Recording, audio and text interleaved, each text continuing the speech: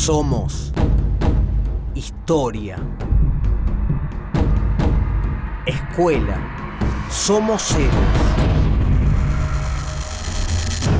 Somos audaces, apasionados, estadios. Somos goles, únicos.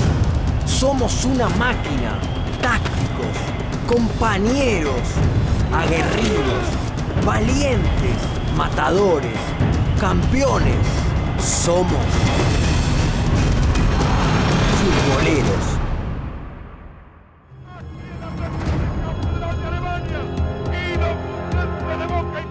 Salir campeón es mucho más que una alegría pasajera. Es grabar el nombre de un equipo en el bronce de la historia para siempre. Durante mucho tiempo, este fue un privilegio reservado solo para los equipos más grandes.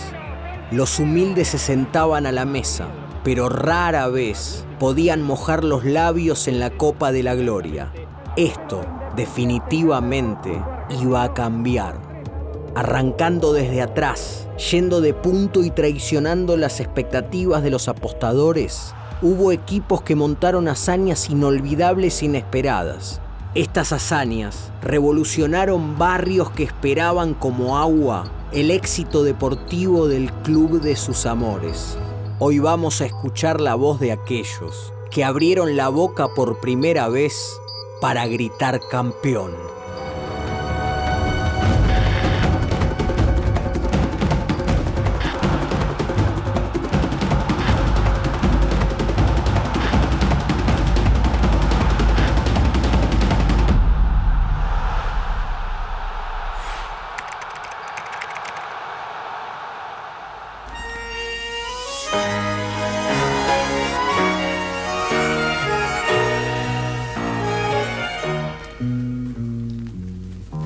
La pureza de tu blanco fue tu base cimentada, y al fragor de tu coraje le diste el rojo color, y tu sobriedad tan firme fue como un negro estampado, y en Villa Crespo... Hemos conocido grandes equipos de la historia del fútbol argentino.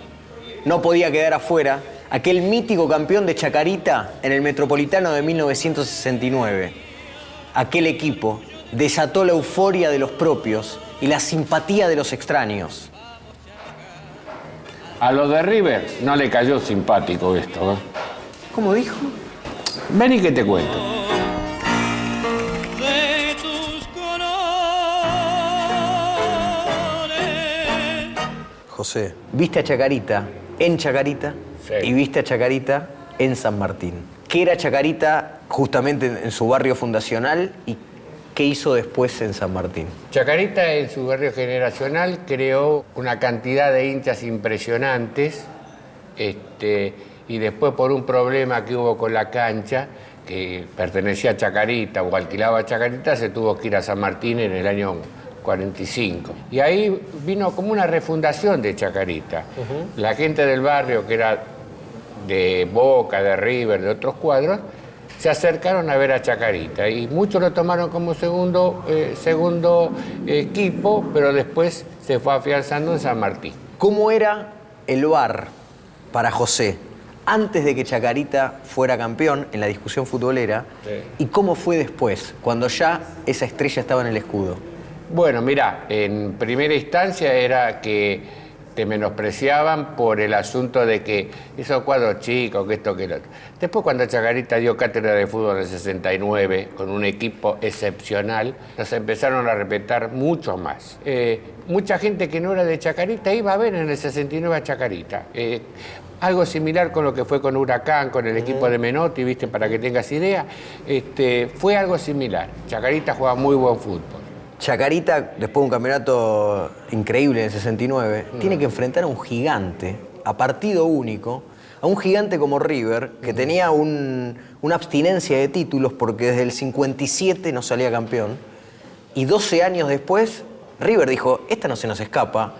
Y además jugamos contra un equipo chico. ¿Qué hizo el equipo chico ese día en la cancha de Racing? Diego Lucero en Clarín puso, qué lindo cuando un pobre se divierte. 4-1. y baile. Cancha de Racing. En la cancha de Racing. ¿Cómo fue el viaje de vuelta? ¿Cómo era el paisaje? ¿Cómo fue ese entrar a San Martín de nuevo? Era una cosa de loco. La cancha era impresionante como estaba. La gente gritaba, en San Martín toda la luz prendida.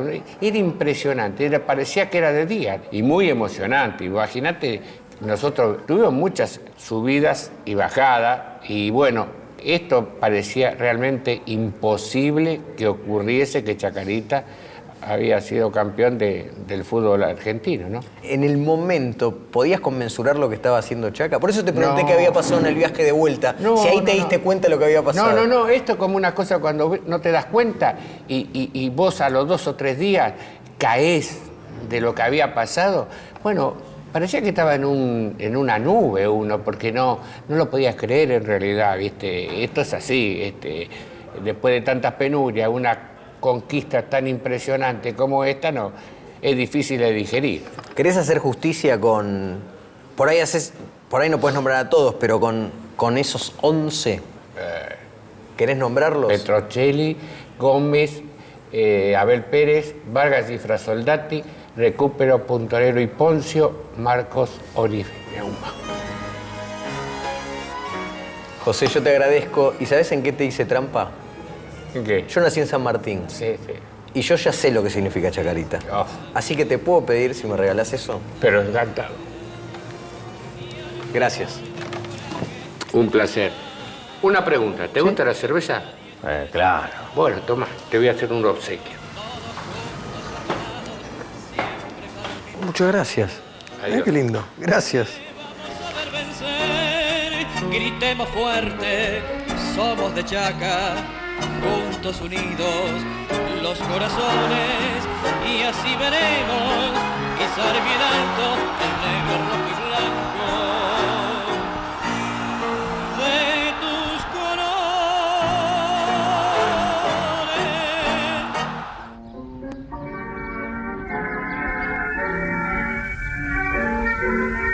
Nada indicaba que 1978 sería un año prometedor para alguno de los equipos chicos.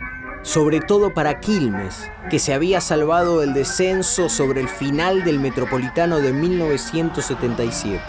Pero así son los batacazos. Llegan cuando uno menos los espera.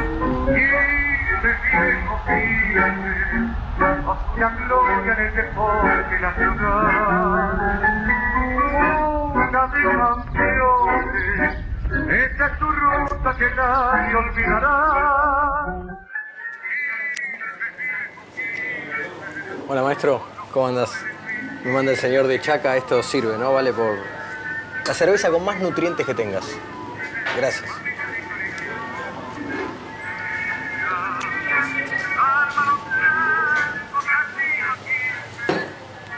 Ah, pero esta es campeona, muy bien. Como Quilmes de 78. Chavo. Campeón. Chavo, ¿Cómo te va? qué casualidad. Vamos a charlar de Quilmes, chavo. Vamos, salud, Porque el partido ya está ganado y ya no hay duda, viejo, sos campeón. Chavo, en los 60s, Estudiantes, Vélez, Chacarita, se habían encargado de romper esa enorme hegemonía de los equipos más grandes en el profesionalismo. Los 70s es una década rara porque en el peor momento de la historia de nuestro país florecía el deporte, o teníamos grandes deportistas, grandes equipos, si hablamos de fútbol. Sí. ¿Cómo hizo Quilmes para salir campeón? Fue medio un milagro. Quilmes, capaz que no se acuerda la gente porque el Piojo Judica es una figura muy querida, pero Quilmes cambió el técnico en la 10ª fecha del torneo largo. Eran López y Caballero, que son una dupla de entrenadores fantástica. Los malos resultados los echaron, como pasa con todos todavía, a la 10ª fecha. Y ahí vino el Piojo. Era un equipo sin grandes figuras, no tenía jugadores que se habían vuelto de equipos grandes, un equipo muy utilitario, un equipo de mucha, muy ordenado, tácticamente tenía cosas para su época bastante avanzadas, jugaba con dos puntas, jugaba con 4 volantes, en aquel momento se usaban los 2 Winnie del centro forward. Bueno, acá no, que ya usaba 4 volantes porque había que tener la pelota y lo peleaba con Boca el campeonato. Fue una cosa increíble. Le toca la última fecha con Central. en Rosario. Y a Boca le tocaba con Newell's, un Newell's ya desentendido de todo, en la Bombonera. Todos pensamos que Quilmes iba, no sé si a caer, pero era muy difícil que ganara. De hecho, iba perdiendo en algún momento el partido. Quilmes llevó a Rosario, yo creo que entre 25 y 30.000 personas. Esto desde el lado periodístico y de lo que esa pasión futbolera te lleva a decir y a pensar. El Chavo, mucho más jovencito, adorador de la zona sur del Gran Buenos Aires. ¿Qué tiene para decir sobre ese Quilmes campeón? Fui a verlo. Yo no era hincha de Quilmes, pero lo iba a ver porque tenía muchos amigos. Yo vivía en Don Bosco, partido de Quilmes. Fuimos a bailar a Bransen. Volvemos de Bransen, Noa se llamaba el boliche donde fuimos a bailar.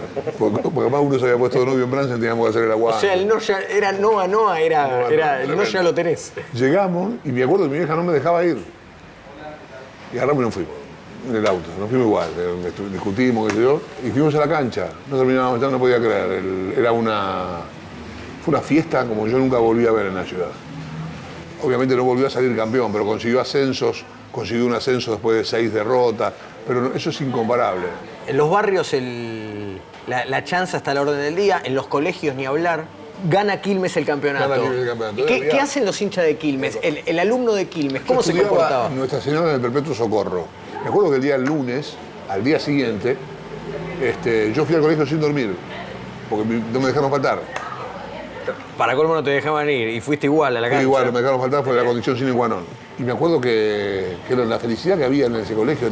Los pibes salían a gritar en plena formación. Cervecero, se escuchaba la formación de la bandera. Nos pusieron cerca allá y los pibes empezaron a gritar, sacaron un gorro, la bandera y empezaron a los gritos. Inolvidable fue. ¿Te pasa o te sigue pasando cuando después le pasó eso tan lindo a Lanús, a Banfield? ¿Hay una pertenencia al sur desde tu óptica? Digo, sí. Obviamente el hincha de Banfield no festeja que gane Lanús. En la final de Lanús me acordé mucho de Quilmes. Primero porque Lanús llevó una cantidad de gente impresionante a la cancha de River. Me acordé mucho de Quilmes, porque Quilmes lamentablemente no siguió ese ejemplo. Siempre le digo yo, el ejemplo a seguir es Lanús. Yo sé que hay mucha rivalidad y demás, pero no hablo de otra cosa. Chavo, es muy interesante, de verdad, y te haría miles de preguntas más, pero ¿sabes qué me parece que es cerveza veloz? ¿Me das un minuto? Tengo que hacer una diligencia. Dale, pero fíjate qué importante me estés, porque en el sur nunca se sabe, ¿eh? Tené cuidado. Gracias, Chavo. El sur, dale, pero cuidado, si los toilets de los bares son todos iguales.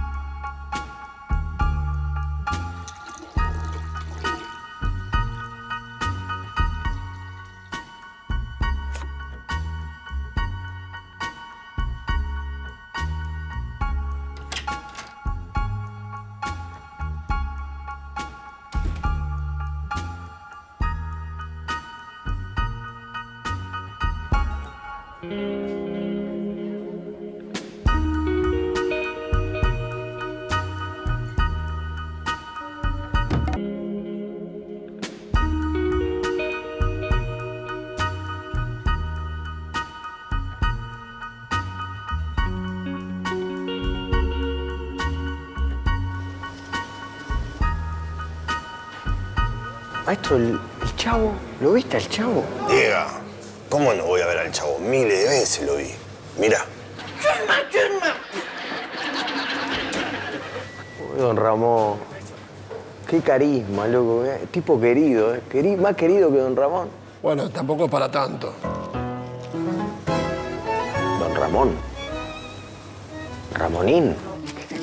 ¿Cómo andás? ¿Bien? ¿Cómo andás? Bien, muy bien. Voy a aprovechar y me siento, con honor. No, muy querido por la vecindad. Muy querido por la vecindad acá en Lanús. Sí, crecí en este barrio yo desde que vine de España a los 5 años, así que conozco a mucha gente y me conoce mucha gente.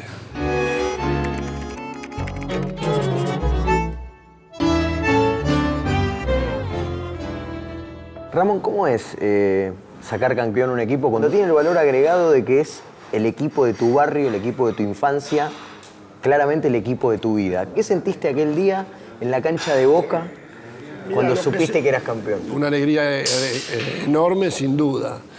Pero lo que me quedó de esa semana fue una frase de César Menotti que dijo: es distinto salir campeón del barrio que ser campeón de cualquier otro equipo. Me quedó grabado y es verdad. Entonces, sí, ser campeón del barrio es hacer felices a un montón de amigos, hacer felices a tu familia, hacer feliz a gente que te conoce de chico.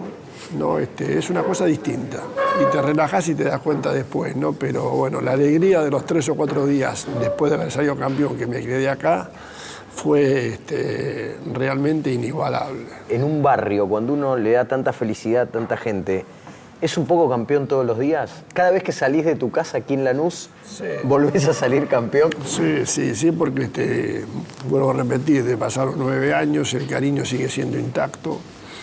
Día a día, gente grande, gente chica, vengo al club. Lo único que he recibido en estos 9 años es cariño y afecto y un reconocimiento enorme que es una cosa que no le das el valor que realmente tiene porque no te das cuenta. No te das cuenta, ¿no? Y pasa el tiempo, como te decía antes, y vos ves que hay gente que de repente sigue pensando lo que sucedió hace 9 años, con todo lo que ha pasado hace 9 años a esta parte, ¿no?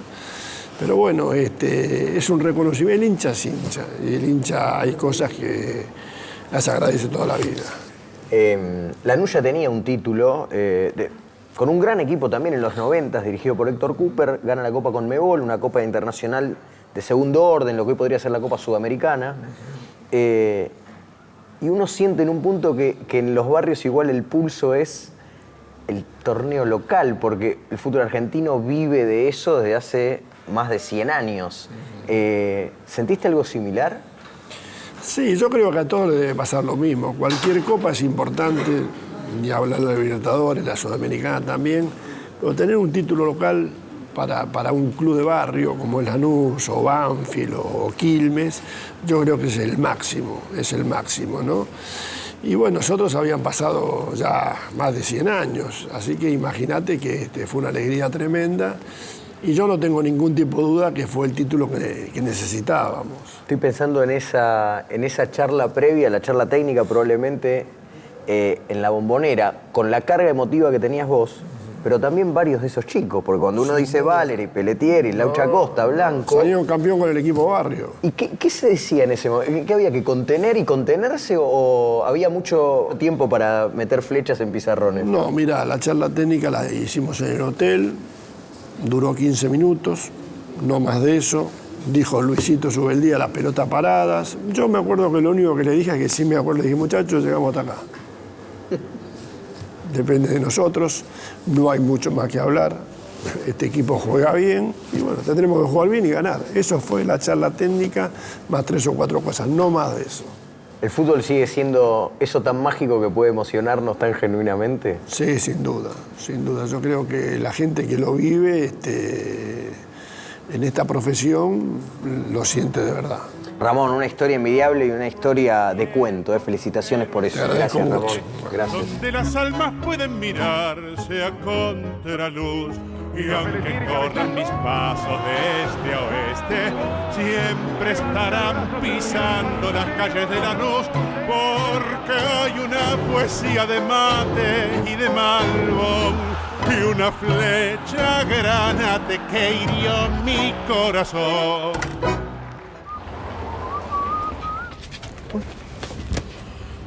Diego, pelota. Neguita. Ya sé, venís por el balón, materialista. No, esta vez vine a salvarte porque ya veo que te podés manejar solo. ¿En serio? Igual me da un poquito de nostalgia. Yo lo que veo es que las baldosas de tu lado están mucho más altas que las baldosas de mi lado. Sí, sí. ¿Viste? A mí no me engañas, ¿no? Un taladro. Sí, un país pujante. ¿No estás haciendo un capítulo de Banfield? Dale, vamos, activando. Ah, Parece que te cuesta todavía, ¿eh? no te voy a olvidar nunca. Lo mismo digo. Me vas a encontrar en una puesta de sol o en el aroma del café. Cuídate, changuito. Quédate tranquilo, ya nos vamos a ver muy pronto.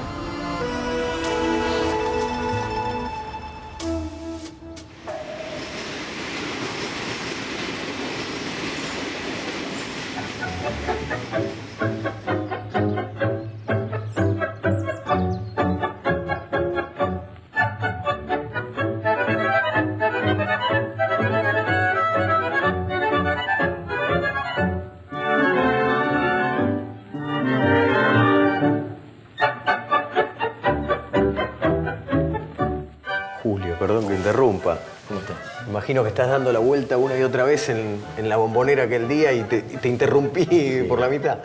Siempre mirando las caras de los jugadores que dirigimos.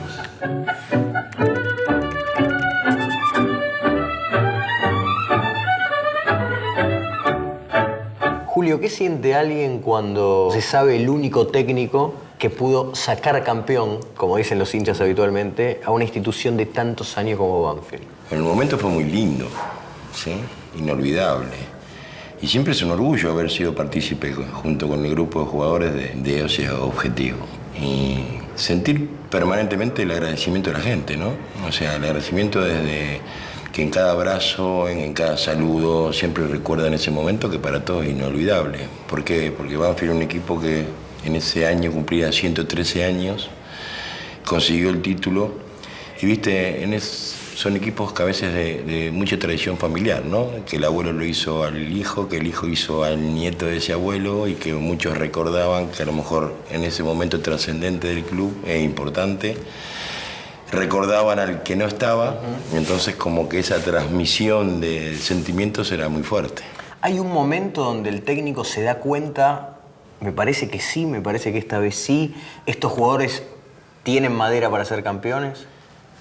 Yo en un momento determinado del torneo, casi a la mitad, teníamos por delante un sprint importantísimo en el cual ganamos todos los partidos. Nos juntamos en el gimnasio con el grupo base y le dije que era la oportunidad, que teníamos una oportunidad única, pero bueno, que dependía de nosotros, ¿viste? A veces las oportunidades dependen de otros resultados, que dependía de nosotros y que si podíamos ensamblar una serie de resultados, íbamos a estar en la pelea porque después venía la etapa final del torneo.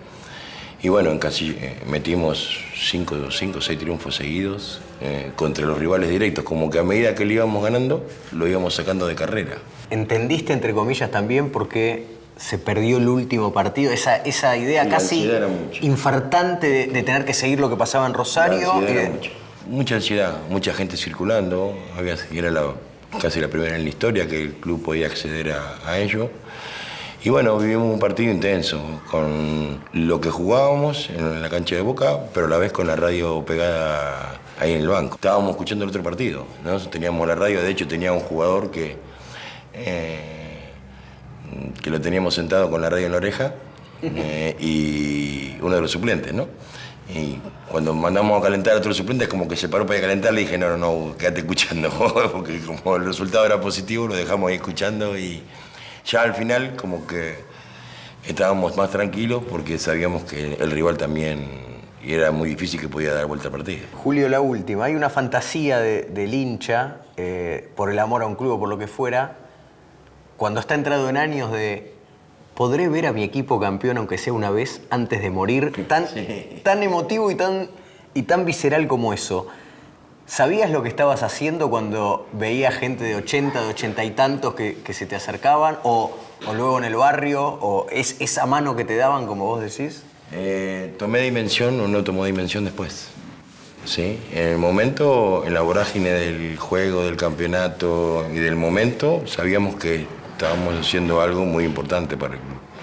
Pero la dimensión real, leyendo el libro de Banfield, el libro de campeón, viendo los periódicos el otro día siendo Banfield tapa de todos los lugares, y después encontrándonos con cada uno de esos hinchas que nos vinieron a saludar o con los cuales compartimos momentos, uno como que empieza a tomar conciencia de lo que realmente pasó, porque como que lo que para uno en algún momento es natural, conseguir el objetivo. Un objetivo profesional. Un objetivo profesional.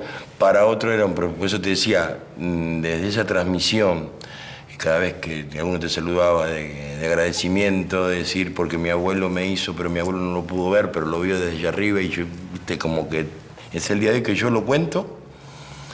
Y lo conté en el prólogo del libro, que pasan los años y como que siento ese vértigo, esa cosa, esa adrenalina de la gente que te transmite fuerza y que te transmite ese cariño. Bueno, eso es lo que me ha hecho volver al club siempre y lo que me hace respetarlo mucho. Nunca vamos a poder explicar el fútbol, afortunadamente. Es una pasión. Lo lindo del fútbol es el folclore, es esas vivencias que uno tiene, es ese padre e hijo sentados en una tribuna, estrechándose en un abrazo, padre e hijo gritando un gol, celebrando un título, un campeonato, sufriendo momentos de desazón por no conseguir un resultado. Esas son las cosas que hacen lindo el fútbol. Ese folclore de gozar al amigo o al vecino, y necesitamos que ese fútbol vuelva a nuestras raíces para poder ser felices otra vez. En eso estamos. Julio, felicitaciones, porque cambiarle parte de la vida a alguien a partir de lo que sucede con el fútbol es algo para pocos y te tocó. Es muy lindo darle alegría a la gente y el fútbol es eso, alegría. Silva, que no lo puede creer. Señoras y señores, Banfield es el nuevo campeón del fútbol argentino. Banfield, a pesar de haber perdido, ya que también cayó derrotado Newell's, se clasifica campeón.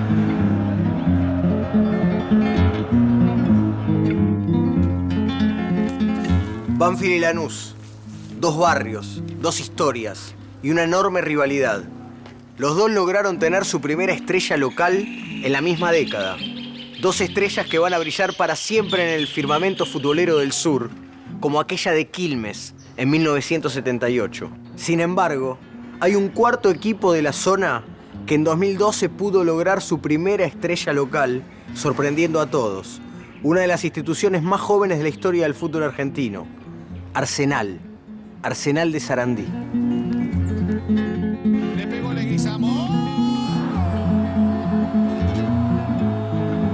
¡Gol de Arsenal de Sarandí! Lisandro López. Un pueblo, una ciudad, un puñado de gente de barrio.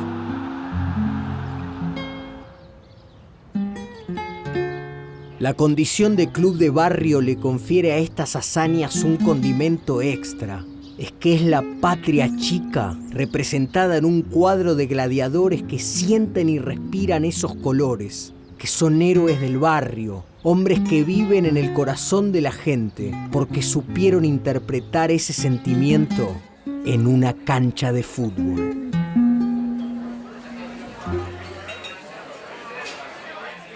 En esto está la clave de la popularidad de un deporte tan hermoso como inexplicable. Es aquí donde radica la explicación de por qué va atravesando las generaciones. Y esta pasión se mete cada vez más en nuestra identidad y nuestra cultura. Diego, ¿estás usando esta silla? No. El fútbol está en nuestro ADN. Es parte de nuestra historia como sociedad, pero también de nuestra historia como individuos. En el amor por una camiseta, ponemos sueños, anhelos, frustraciones, tristezas. El fútbol es el patio de nuestra infancia. Porque muchas cosas pueden separarnos a los argentinos, pero si de algo estamos seguros es de que somos futboleros. Chau, hasta muy pronto. Diego, vení.